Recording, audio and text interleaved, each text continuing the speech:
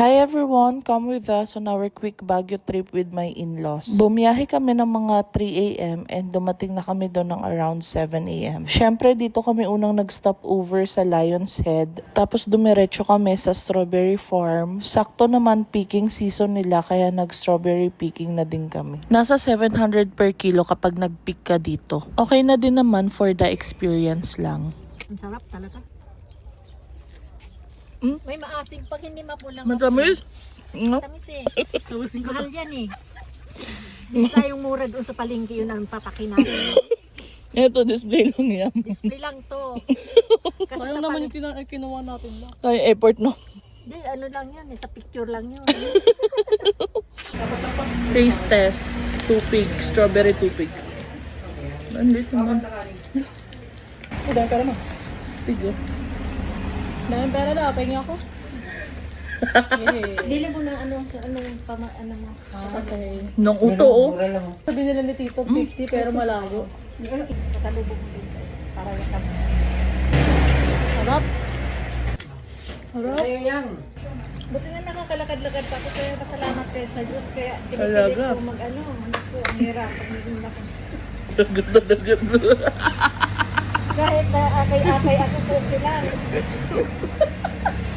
After niya, nag-check-in na kami dito sa Azalea Hotel. Ang kinuha naming room ay yung family room, good for 6 packs na siya. Wala kami masyadong itinerary dahil may mga seniors kaming kasama. Kaya more on chill lang kami dito sa room namin at mag-food trip dito sa Baguio. Chill lang pag may time.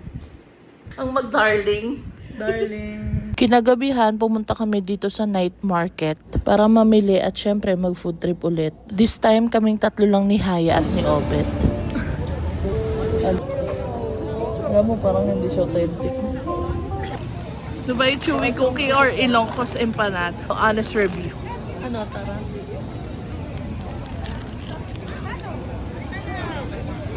Pang tatlong araw na po. Sabi sa'yo. Tignan mo. Hindi pa ako, alam mo, tarayin ko lang ito matitikman. Hindi pa ako kumakain na. Masarap yun saan? Sa looks. Si Obet may jam. Biubusin mo yan. Bakit ayaw mo?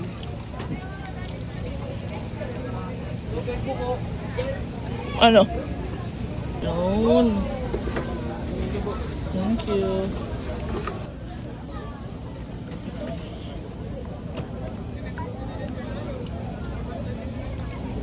Sarap. Okay. Buti man, dyan bumawi. Go. Hey, cheers pa!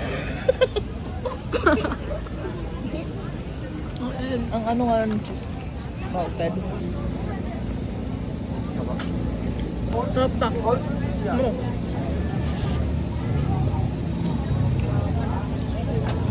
Sarap na. Ayun, after namin mag-food trip at mamili ng mga damit, umuwi na din kami agad sa hotel namin. Kinabukasan naman, may included ng breakfast buffet dito sa Kuya J. After nyan, umuwi na din kami sa QC. O diba, sobrang bilis lang talaga namin dito sa Baguio. Hindi ko na nga sana i-edit tong vlog na to kasi wala naman masyadong ganap. Pero sayang naman for the memories na din. Sobrang sarap kaya i-romanticize ng buhay. Ayun lang, thanks for watching, bye!